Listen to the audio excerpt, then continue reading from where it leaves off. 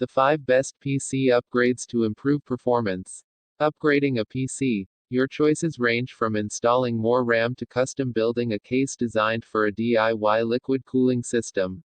Which upgrades are the best depends on your PC. What specs does it have right now? Are you gaming, editing 4K videos, or just browsing the web? Here are 5 common PC upgrades and which systems will see the most improvement from them. We're also marking how hard we think these various upgrades are. Most are easy to do, though some might take a little more thought and planning than others. This is the classic rudimentary upgrade that makes a dramatic difference, especially for aging systems. If your laptop or desktop computer is running off a hard drive, then grabbing a 2.5-inch SSD will make a big difference.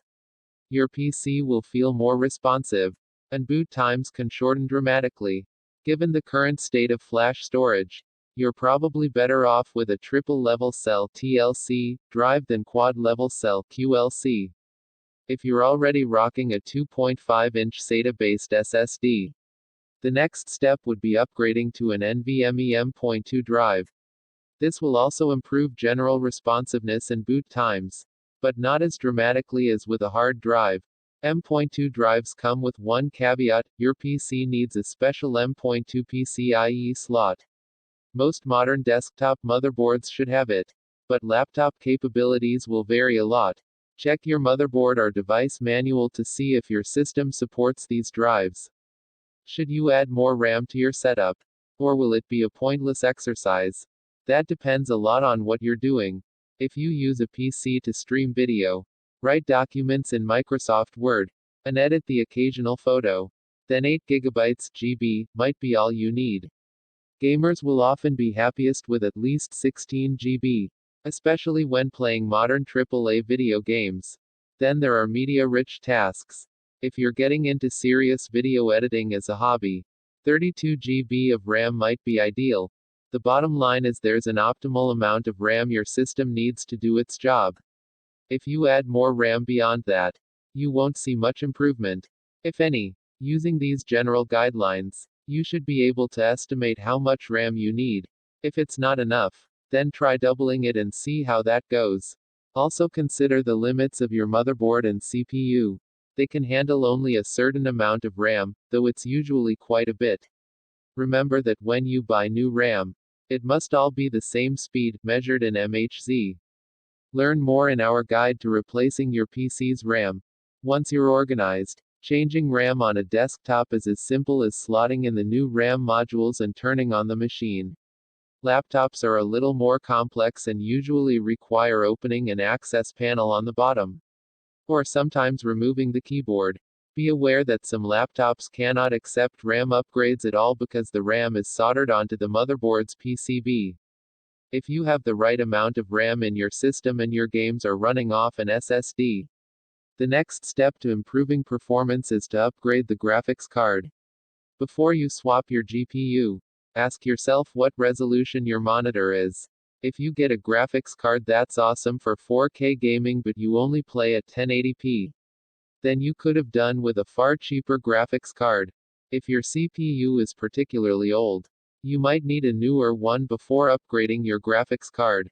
However, you can get surprisingly far with an older CPU combined with a newer graphics card. Besides, if it's time to upgrade the CPU, then it's likely time for a total system overhaul.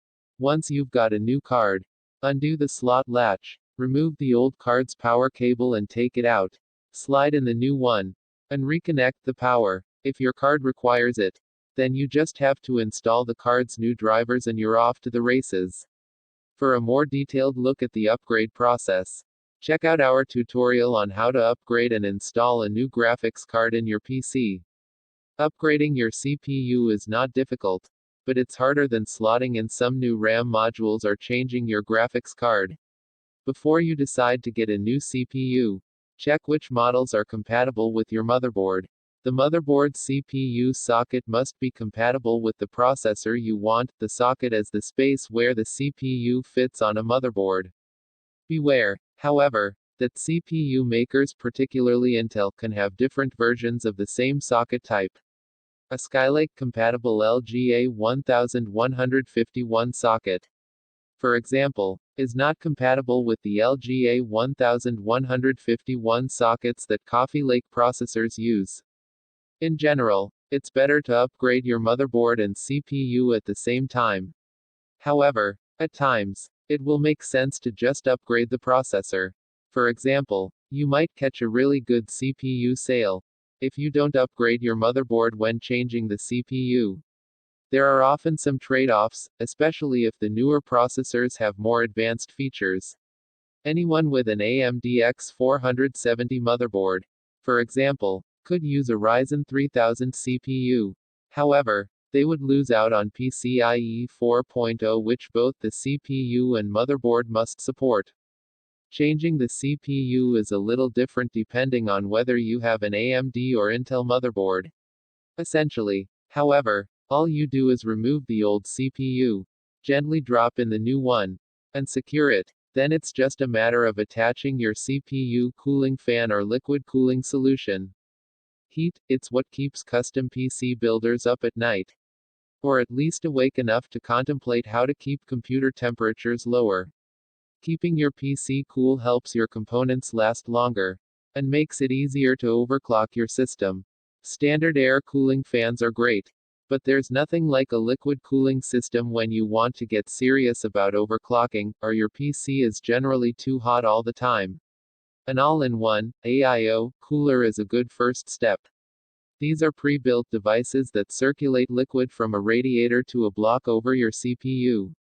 Installing an AIO cooler into an existing PC requires you to remove the current cooling fan and then get rid of any existing thermal compound on the CPU. Next, install the radiator into your case and place the cooling block over the CPU. Thermal compound is usually pre-applied to the block. Fit a few cables onto your motherboard or the power supply and you're good to go. Make sure your case can hold your AIO cooler. The four typical AIO sizes are 120 mm, 140 mm, 240 mm, and 280 mm. These are all based on radiator fan sizes. A 120 mm AIO has one 120 mm fan, a 140 mm has one 140 mm fan, a 240 mm has two 120 mm fans, and a 280 mm has two 140 mm fans.